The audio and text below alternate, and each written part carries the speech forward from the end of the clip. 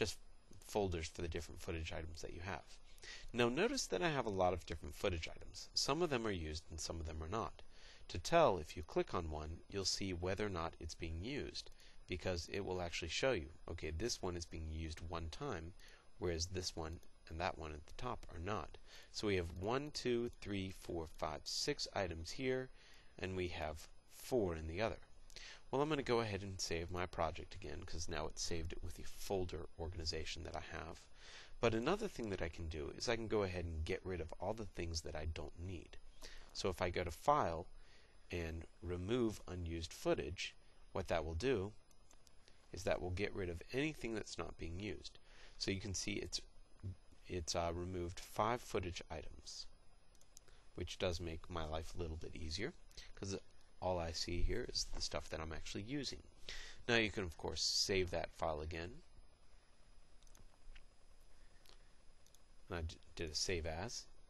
But now let's say that you want to consolidate all your footage together, because right now these files are all over the place. In fact, you can see if you open up your footage window that I have many of these in the stock art folder of this particular computer.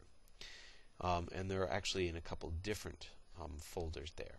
So if I want to consolidate all this stuff into one folder, what I can do is File, and then I can collect these files into a folder. If I do Collect Files and do All Source Files, I can collect them into a new folder, and it says Frog Sample Folder. I can hit Save, and let me go ahead and find that folder. I have a lot of folders here, but you'll see that it actually has collected all the files. So we have a new copy of the Adobe AfterFX file, and then we have JPEG and PSD folders, which have all the different files that we had in our particular project. So that's kind of a nice way to organize your work, so that you're using a method that AfterFX understands easily. And of course, it's very nice that you can grab all your files and put them in one location, and it makes archiving a lot easier. So those are some things that you want to do. Make sure that you do name your comps. You noticed before that I kind of come up with different names for my main comps versus my pre-comps.